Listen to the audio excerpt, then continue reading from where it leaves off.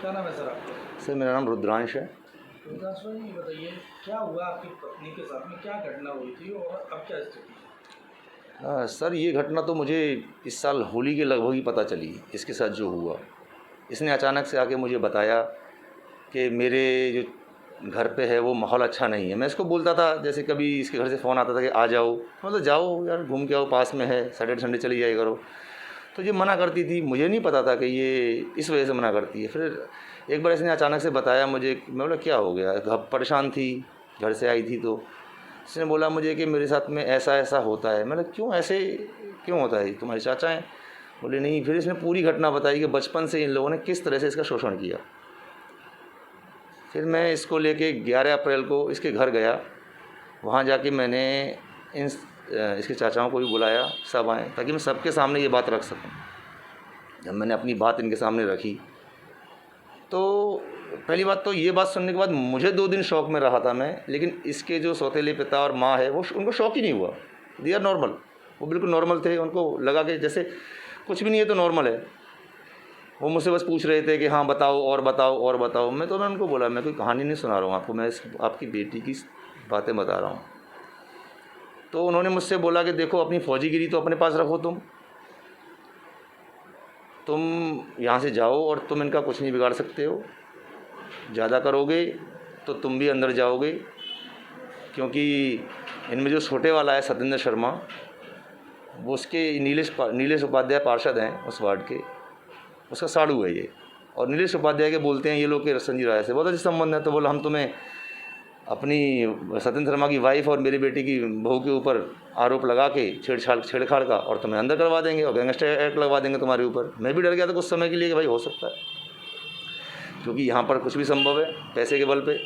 बोला कि मैं एक प्लांट बेच दूंगा लेकिन अपने भाइयों को बचा लूँगा, कुछ नहीं होने दूंगा। ठीक है, पहले तो मुझे सबसे ज़्यादा ज़रूरी था कि मैं इसे कन्विंस करूँ कि ये लड़ने के लिए तैयार हो, क्योंकि अगर मैं उस वक्त कुछ भी एक्शन लेता और ये बाद में मोहवश मुकर जाती तो फिर मैं कहीं का नहीं रहता।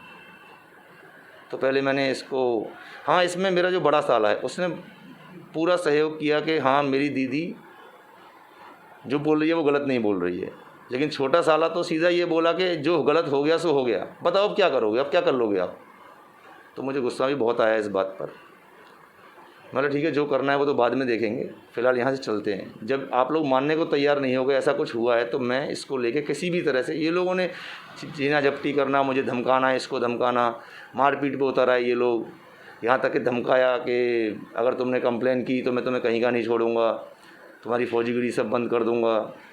तो मैंने इसको लेके पहले घर आया, पहले मैंने इससे पूछा कि भाई हमें लड़ना है और इसे समझाया कि लड़ना ही पड़ेगा हमें, हमारे लिए नहीं, हम मेरी 2 बेटियाँ हैं उनके लिए लड़ना पड़ेगा।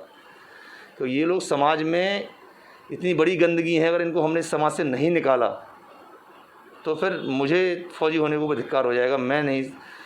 मैं खुद को नहीं माफ़ कर पाऊँगा कि भाई कि मैं एक सेवा से रिटायर होकर फ़ौजी हूँ और मैं ये सब जानकर भी कुछ नहीं कर रहा हूँ। फिर मुझे इसे 1-2 महीने लगे समझाने में। फिर ये तैयार हुई कि हाँ चलो हम लीगल एक्शन करेंगे कुछ ना कुछ। फिर मैंने सर एसएसपी ऑफिस लेटर भेजे, मेरे पास सबके लेटर पोस्टेड, जो पोस्ट किया स्पीड पोस्ट उसकी स्टेट है। महिला आयोग भारत सरकार को भेजा मैंने मुख्यमंत्री पे लेटर भी भेजा और सीएम पोर्टल पे 2 बार शिकायत की। सीएम पोर्टल से केवल फ़ोन आते थे, सर कुछ हुआ, कुछ होता नहीं था। 2 दिन पहले थाना बन्नादेवी से फ़ोन आया मेरे पास, परसों बुलाया मुझे। कल जब मैं गया वहाँ पे तो ऐसा ही विनोद कुमार वहाँ पे मुझे मिले, उन्होंने मेरे कागज़ देखे। उन्होंने बोला कि देखो हमें पिछली घटनाओं का कोई मतलब नहीं है, जो इस थाना क्षेत्र में जो घटना हुई है वो हमें लिख के दो। सर मैंने इसकी सारी कहानी सुनी है, अगर मैं इस तरह से लिखूं तो इसके चाचा जो सत्येंद्र शर्मा जो है, उसने कम से कम 10 से 12 थानों क्षेत्रों में इसके साथ में जहाँ मिली है, जहाँ पे भी गए रिश्तेदारियों में, वहाँ पे इससे गलत काम किया। मैं कहाँ कहाँ जाता। मैंने उनको ये भी बोला कि भाई एक 0 FIR होती है, हम यहाँ पे 0 FIR करके और आगे की कार्रवाई कर सकते हैं। तो उन्होंने, हो सकता है वो मेरी बात को ना समझे हो। मैंने उनको 2 बार ये भी बोला, सर मैं भूतपूर्व सैनिक हूँ। बोले ठीक है मुझे पता है। मैं चलिए कोई बात नहीं। फिर मैं इसको लेके वहाँ से आ गया, क्योंकि मुझे लगा कि यहाँ पे जो कार्रवाई है वो नहीं हो पाएगी, और क्योंकि मैं एसएसपी ऑफिस में भेज चुका था सब कुछ, तो मैं वहाँ पे भी क्या जाऊँ। तो फिर मैंने आप लोगों के थ्रू अपनी बात को भारत सरकार को और यूपी सरकार को बताने के लिए मैं चाहता हूँ कि आपके माध्यम से मेरी बात पहुँचे। क्या नाम है आपका? मेरा नाम शालू उर्फ नेहा शर्मा। अच्छा, ये बताइए क्या घटना हुई आपके जो आज पेपरों में छपी है, क्या घटना क्या होगी आपके साथ? घटना तो बचपन से ही मतलब मेरे साथ कुछ न मतलब मेरे खुद के लाइफ में इतना है कि क्या बताऊँ। मैं 2 से ढाई साल की थी जब मेरे जो रियल फादर थे राम बाबू पाठक, उनका रोड एक्सीडेंट में मतलब मेरे परिवार के करीब 9 से 12 सदस्य की डेथ हो गई थी। फिर मेरी माँ साधना शर्मा ने दूसरी शादी कर ली, सुरेंद्र कुमार शर्मा, थाना बरला उतरा गांव, वहाँ के।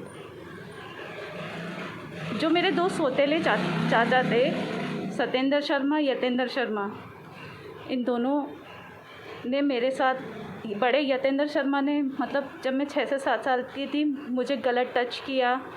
फिर धीरे धीरे मतलब मैंने अपनी माँ को बताया पर उन्होंने मुझे चुप कर दिया, बोला कुछ नहीं होता। और आजकल इतना सोशल मीडिया उस टाइम पे नहीं था तो मैं इतना सब कुछ जानती भी नहीं थी कि ये हो क्या रहा है। फिर उन्होंने मेरा शारीरिक शोषण किया, बलात्कार किया, फिर वो चले गए। ड्यूटी पे चले जाते थे या कहीं चले जाते थे, या हम लोग दिल्ली रहते थे वहाँ चले जाते थे हम लोग, तो उनको मौका नहीं मिल पाता था। जब मैं 11 साल की थी, 2 जो छोटे वाले हैं सत्येंद्र शर्मा, उन्होंने मेरा मतलब पूरा फ़ायदा उठाया और घर वालों ने उनको पूरा मौका दिया। जब भी मैं अकेली होती कहीं पर भी, वो कोई एक ऐसा पल नहीं होता था जो मुझे मतलब उसका मौके का फ़ायदा नहीं उठाते थे। चाहे था गांव उतरा होता, चाहे बरला प्लांट होता, माँ दुर्गा एक्स फैक्ट्री करके वहाँ इन लोगों का है एक प्लांट, वहाँ उसकी छत होती, या थाना बन्ना देवी में के पास प्रेम नगर है, वहाँ मकान जो इन्होंने लिया है वो होता। मतलब मेरी शादी 16 जनवरी 2011 में हुई। उसके शादी तय होने से पहले तक इन्होंने पूरा फ़ायदा इस चीज़ का उठाया। और मतलब मुझे इस तरह से डराया धमकाया। मैं बड़ी हो चुकी थी, मैं समझ चुकी थी, लेकिन मुझे किसी चीज़ का सपोर्ट नहीं था। और शादी तय हो गई तो इस चीज़ की धमकी देते थे कि अगर तेरा बर्बाद कर देंगे, तेरा परिवार बर्बाद कर देंगे, तुमने किसी को बताया तो चुप रहना है, ये सब मतलब वो करते रहे। फिर मेरी शादी हो गई, मैं यहाँ पे आ गई। ऐसा लगा कि मतलब मैं जहन्नुम से निकल गई, मतलब सुकून की ज़िंदगी में जी पाऊँगी। पर जब भी मैं वहाँ जाती थी वो लोग इस चीज़ का पूरा मतलब मौके का फ़ायदा उठाने की कोशिश करते थे।